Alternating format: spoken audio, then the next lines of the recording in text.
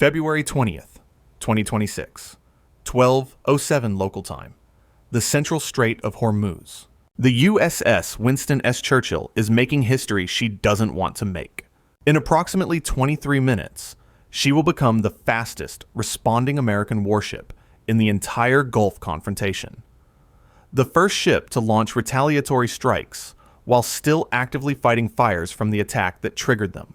But right now, at 12:07, she's just trying to survive. A Qader anti-ship cruise missile has just ripped through her starboard side, detonating in the ship's aft engineering spaces. The explosion killed 4 sailors instantly. It started fires that threatened to reach the ammunition magazines. It knocked out the starboard propulsion shaft. And it pissed off a captain who doesn't believe in waiting for permission.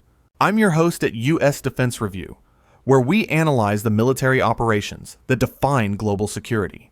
The June 14th engagement would become legendary in naval circles, not for the attack, but for the response. 23 minutes from impact to retaliation.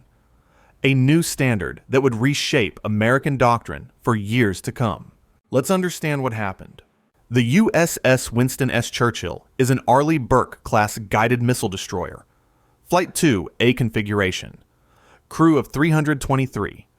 Named after Britain's greatest wartime leader, a man who understood that in moments of crisis, speed and decisiveness matter more than caution. On June 14th, Captain Theodore Ted Morrison would prove worthy of that name. The ship was conducting routine patrol operations in the Central Strait, approximately 18 nautical miles from the Iranian coast. Standard positioning. Standard mission. The kind of patrol the Churchill had conducted dozens of times in the preceding months. The Iranians had been watching. The Qader missile that struck the Churchill was a variant of the Chinese C-802, reverse-engineered and domestically produced. Range, 200 kilometers. Speed, Mach 0.85. Warhead, 165 kilograms of high explosive. A capable weapon, though not Iran's most advanced. What made this attack different wasn't the missile. It was the launch platform. The Qader didn't come from a shore battery. It came from an Iranian Ghadir-class midget submarine. The Ghadir is tiny, only 29 meters long, with a crew of 18. It's designed for shallow water operations in the confined spaces of the Persian Gulf. It can launch torpedoes or missiles from just below the surface, then disappear into the acoustic clutter of the busy waterway. American intelligence knew Iran had Ghadir submarines. They had tracked several over the years, but they had never seen one launch an anti-ship missile at an American warship. At 12:04:31, the Ghadir surfaced briefly, just enough to extend its missile launcher above the waterline. The submarine was 14 nautical miles from the Churchill, hidden in the radar shadow of a large commercial tanker. At 12:04:38, the Qader launched. The Churchill's AN/SPY 1D radar detected the missile at 12:04:52, 14 seconds after launch. The detection was delayed because the missile emerged from behind the tanker's bulk, invisible until it cleared the commercial vessel's radar shadow. Time to impact, approximately 78 seconds. The ship's Aegis combat system responded immediately. Threat classification, hostile. Fire control solution, calculating. Weapons recommendation, 2SM-2 Block 3A interceptors. Lieutenant Commander Sarah Park, the Tactical Action Officer, authorized weapons release at 12:04:58, 6 seconds after detection. 2SM, 2 missiles launched at 12:05:01 and 12:05:03. The first interceptor reached the Qader at 12:05:47. The engagement was successful. The SM-2's proximity fuse detonated within lethal range. The Qader's airframe was damaged. But damaged isn't destroyed. The Qader's guidance section was wrecked. Its flight path became erratic, but its motor was still burning. Its warhead was still intact. It was no longer aimed precisely at the Churchill, but it was still heading in the general direction. The second SM-2 interceptor had been tracking the original trajectory.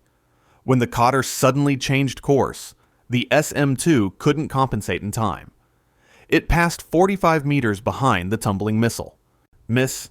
Time to impact. Approximately 19 seconds. The Phalanx C IWS acquired the erratic target at 12:06:03. Its fire control algorithms struggled with the unpredictable flight path.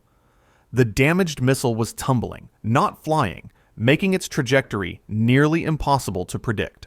The Phalanx opened fire at 12:06:11. The 20mm rounds reached toward the target. Some connected. The Qader's tumbling became more violent. Pieces broke away. The warhead remained intact. At 12:07:04, the Qader, or what remained of it, struck the USS Winston S. Churchill. The impact point was the starboard side, aft of amidships, approximately 3 meters above the waterline. The 165-kilogram warhead detonated on contact. The explosion ripped a hole 6 meters wide in the destroyer's hull. The blast wave traveled inward, through the engineering spaces where the ship's gas turbine engines lived. 4 sailors died instantly. Machinists Mate First Class, Robert Thompson, 34. Gas turbine system technician, Second Class, Michael Chen, 27. Gas turbine system technician, Third Class David Williams, 24. Fireman apprentice, Sarah Martinez, 20. They were in the wrong place at the wrong moment. They never knew what hit them. 7 more sailors were wounded in the adjacent compartments. The blast threw them against machinery, burned them with superheated gases, lacerated them with shrapnel. 3 of the wounded would later be classified as critical. The starboard gas turbine engine was destroyed. The reduction gear that connected it to the propeller shaft was wrecked. The shaft itself was warped beyond repair. The USS Winston S. Churchill had lost half her propulsion in a single second, but she was still floating, still fighting, still dangerous. Captain Morrison reached the Combat Information Center at 12:08:41, 97 seconds after impact. He had been in his cabin reviewing paperwork when the missile struck. The journey from cabin to CIC normally took 45 seconds. Damage and debris extended that to 97. What he found was a ship in crisis, but not in chaos. The tactical action officer had already ordered damage control teams to the impact site. The officer of the deck had already reported to 5th Fleet. The weapons officer had already begun calculating targeting solutions for the missile's origin point. Captain Morrison's crew was trained. They were ready. They were doing their jobs. Now he needed to do his... "What hit us?" he demanded. The answer came fast. Qader cruise missile, sir. Submarine launch. Ghadir-class, we think. Bearing was 073 at launch. Range approximately 14 nautical miles.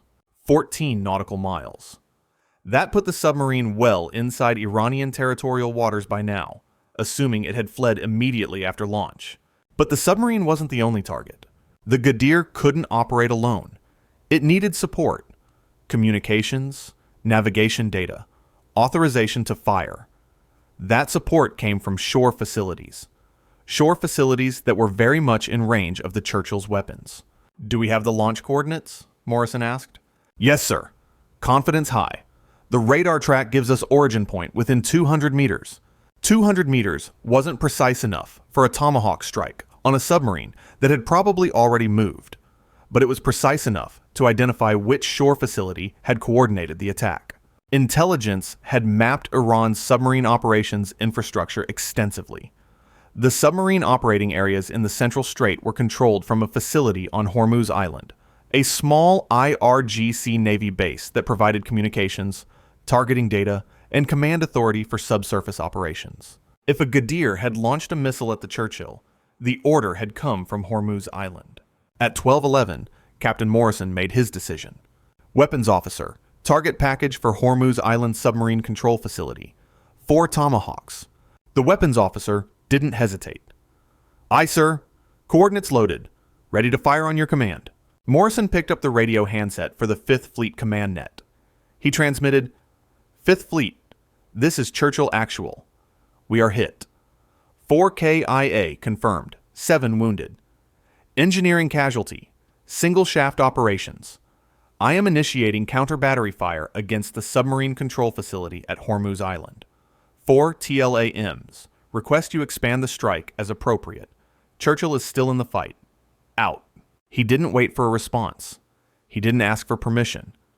Under the rules of engagement that had evolved through months of confrontation, he had the authority to respond to attacks on his ship. He was using that authority. At 12:12:44, the first Tomahawk missile launched from the Churchill's forward VLS cells. The ship was still fighting fires. Damage control teams were still working to contain flooding. The wounded were still being treated, and the weapon systems were launching missiles. At 12:12:48, the second Tomahawk launched. At 12:12:52, the third. At 12:12:56, the fourth. 4 missiles, targeted at a facility 31 nautical miles away. Flight time, approximately 17 minutes. Captain Morrison then turned his attention to keeping his ship alive. The fires in the engineering spaces were spreading. The ruptured fuel lines were feeding the flames. If the fire reached the aft ammunition magazine, where the ship stored her remaining missiles and gun rounds, the Churchill would become a floating bomb. DC Central Bridge, what's the status on the aft fire? The response was grim. Sir, we're holding it at frame 142, but we're losing ground. Request permission to flood the aft magazine as a precaution. Flooding the magazine would destroy millions of dollars in ammunition. It would reduce the ship's combat capability significantly, but it would also guarantee the ship didn't explode. Granted, flood it. At 12:18, seawater began rushing into the aft magazine. The ammunition was ruined. The ship was safer. At 12:23, the first Churchill Tomahawk reached Hormuz Island. The submarine control facility was a modest installation, a communications building, a command bunker, an antenna farm, and berthing for the crews that rotated through. Perhaps 40 personnel on a typical day. The first Tomahawk struck the communications building. The structure collapsed, burying the equipment and personnel inside. The second Tomahawk struck the command bunker 11 seconds later. This was the hardened structure, reinforced concrete, designed to survive conventional attack. The Tomahawk's 450-kilogram warhead penetrated the roof, but didn't destroy the bunker completely. The third and fourth Tomahawks finished the job. The bunker collapsed. The antenna farm was shredded. The facility that had coordinated the attack on the Churchill was destroyed. At 12:30, 23 minutes after the Churchill was hit, the retaliatory strike was complete. But the engagement wasn't over. Vice Admiral Richardson had received Morrison's transmission at 12:12. By 12:15, he had authorized an expanded strike package. The Churchill's Tomahawks were already in flight. Additional assets would follow. The expanded target list included the Ghadir submarine's likely home port, a small naval facility at Bandar Abbas that housed Iran's midget submarine fleet. Intelligence assessed that 4 to 6 Ghadirs were typically berthed there. At 12:28, the guided missile destroyer USS Ross launched 8 Tomahawks toward Bandar Abbas. At 12:31, the cruiser USS Hughes City added 4 more, 12 missiles targeting the facility that had built, maintained, and deployed the submarine that attacked the Churchill. At 12:47, the missiles arrived. The submarine pens at Bandar Abbas were hardened, concrete structures designed to protect the small boats from air attack. The Tomahawks couldn't penetrate them directly, but they could destroy everything around them. The maintenance facilities, the fuel storage, the torpedo and missile magazines, the barracks housing the submarine crews, the command building that coordinated operations. When the smoke cleared, the pens were still standing, but the Ghadir fleet couldn't operate. Their support infrastructure was rubble. 3 submarines that had been outside the pens, conducting maintenance in the open, were destroyed directly. Satellite imagery later confirmed their wreckage. The total strike, 16 Tomahawk missiles. 1 submarine control facility destroyed. 1 submarine support base destroyed. 3 submarines confirmed destroyed. Estimated casualties, 80 to 120 personnel. The USS Winston S. Churchill limped to Bahrain on 1 engine. The transit took 14 hours, normally a 6-hour journey. Her crew fought fires, stabilized wounded, and maintained combat readiness throughout. Captain Morrison stayed on the bridge for the entire transit. He didn't sleep. He didn't eat. He watched his crew save his ship. The repair assessment was significant, but not catastrophic. The starboard shaft would need replacement. A 6-month job. The hull breach would require extensive work. The aft magazine was a total loss, but the ship would sail again. The 4 sailors who died were buried with full military honors. Their names were added to the growing list of Americans killed in the Gulf confrontation. The diplomatic response followed the established pattern. Iran condemned American aggression. The United States released evidence of the submarine attack. The UN deliberated without result, but the military significance was clear. The June 14th engagement introduced a new threat: submarine-launched anti-ship missiles. The Ghadir boats were small, quiet, and numerous. They could hide in the cluttered waters of the Gulf and strike without warning. The American response introduced a new standard: 23-minute retaliation. Captain Morrison hadn't waited for permission, hadn't waited for the fires to be extinguished, hadn't waited for anything. He had shot back while his ship was still bleeding. That speed became doctrine. Following the Churchill engagement, Fifth Fleet issued updated guidance. Commanding officers were authorized, expected, to initiate retaliatory strikes immediately upon confirming hostile action. The bureaucratic layers that had slowed previous responses were eliminated. Attack an American ship, and the response would come in minutes, not hours.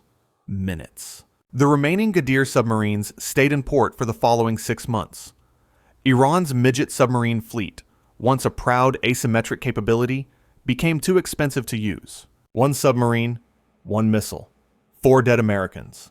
The cost to Iran, their submarine operations infrastructure, their maintenance capability, their trained crews, their strategic position. 23 minutes. That's the new standard. That's the message. That's why the USS Winston S. Churchill's name is spoken with respect in every wardroom in the fleet. She was hit. She was hurt. She was burning. And she hit back before the fires were out. Stay informed. Stay vigilant. I'll see you in the next one.